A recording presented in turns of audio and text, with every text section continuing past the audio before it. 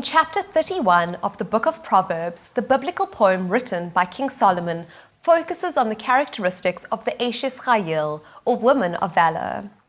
This is so apt for Alice Friedman, who left a successful career in the business world and has dedicated her life to the physical and emotional well-being of Jewish families in need.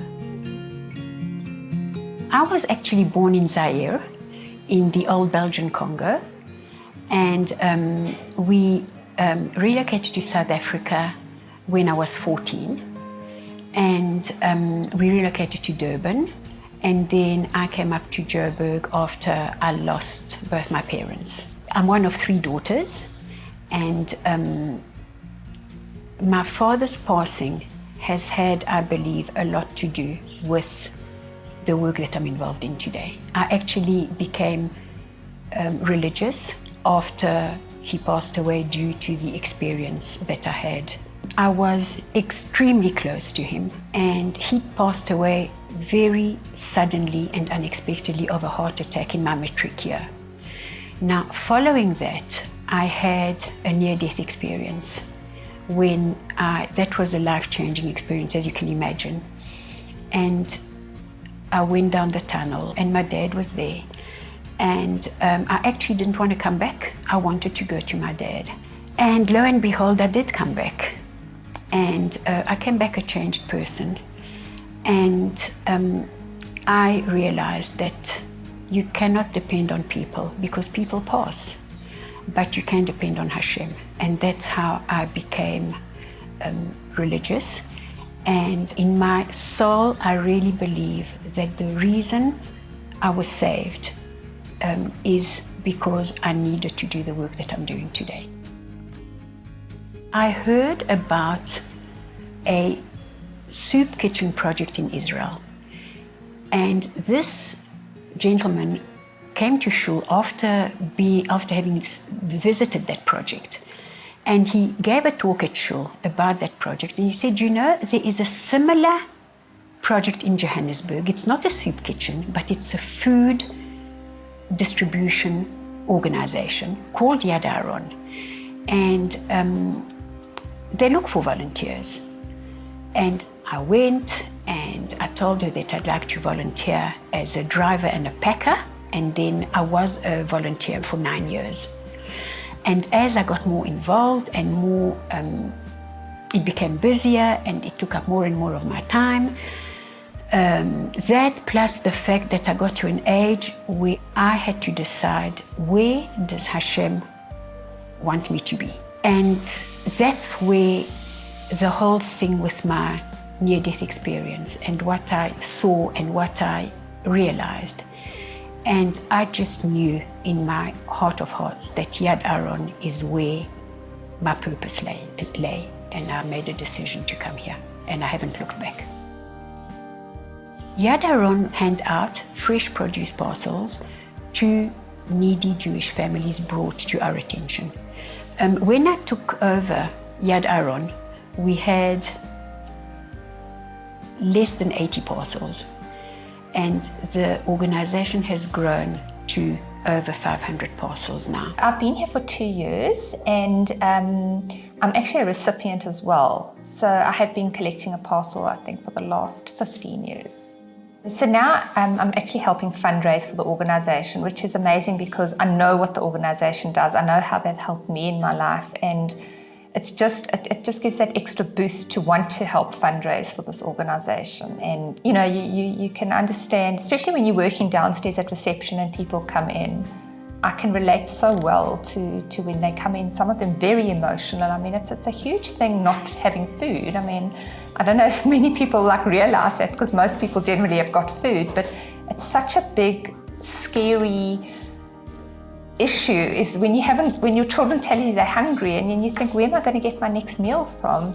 I actually didn't know where to turn, and somebody mentioned this organization. I mean, I was 10 kilos less than I am now when I first came here, literally starving. I just didn't know where to turn or who to ask. I had no support system. My parents had nothing, you know, so it was such an amazing organization, and thank goodness for this place. That's all I can say. You know, they really just turned our life around.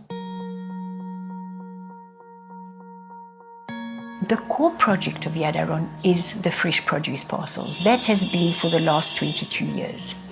As the organization grew and we became really the largest and longest established organization in our field, it became apparent to me that there were other needs that our families needed.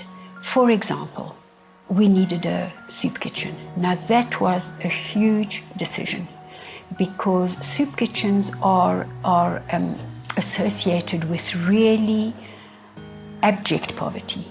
And I can tell you that from the day we started the soup kitchen, there was no shame, there was no, people just came and were so grateful, and the message was, why did you wait so long? Alice is sweet, she's warm, very calm, willing to help anybody who needs it. Even she can look you in the eye and there can be a million things wrong, but she'll give you the benefit of the doubt, and she'll always trust, and she'll always give, and she'll put herself in a worse position to help others and put them in a better position. The most important quality, I would say, is that she listens to people. She sits down and you talk to her and she listens to you and she understands, and she's extremely empathetic, and she's able to be a very calming ear, so to speak, when you have problems and you have something to discuss, and she makes decisions quickly and she gets stuff done. I've been working here for over 17 years. I've been with Alice for over 16 years, because she beat me with 1 year, my boss. So I'm distribution manager. I make sure that whatever we receive and send it to our client, like food parcels, people get the right quantities of the food they deserve. It's rewarding. She taught me a lot of things in life that it's outstanding. She taught me to be humble, which I didn't know the meaning of it. Although I know to be humble, it's a good thing, but she taught me more than that, because I realized that doesn't matter of your color, everybody's suffering. Here at Yad Aron, I learned and I seen that poverty got no boundaries. There cannot be judgmental people here, because I have seen cases where people were right at the top and they come to collect a food parcel now. So nobody is immune. One cannot look down on the needy. And that is another thing that I've learned through my own experience. You know, Hashem throws you curveballs, and you've got to accept it, that it's for your growth, for your good, even though you don't see it at the time. But looking back now, I can see why I had to go through what I went through. Had it not been my father's passing, I am convinced that something else would have happened in my life to make me go through what I've been through over all these years in order to bring me to the person that I am today. I've learned from Alice that she has an absolute amazing strength and character, and that is what Yad Aron is about. Giving unconditionally, giving with love, and giving from the heart, and giving and not expecting anything in return. Without Derech Eretz, there cannot be humanity. I believe it's the building, it's a cornerstone of relationships, of being a mensch. You cannot excel in life, you cannot progress in life, I believe, without that basic building brick, and that is Derech Eretz. And I believe that in the work that Yad Aron does, if there is no Derech Eretz, there's no Yad Aron.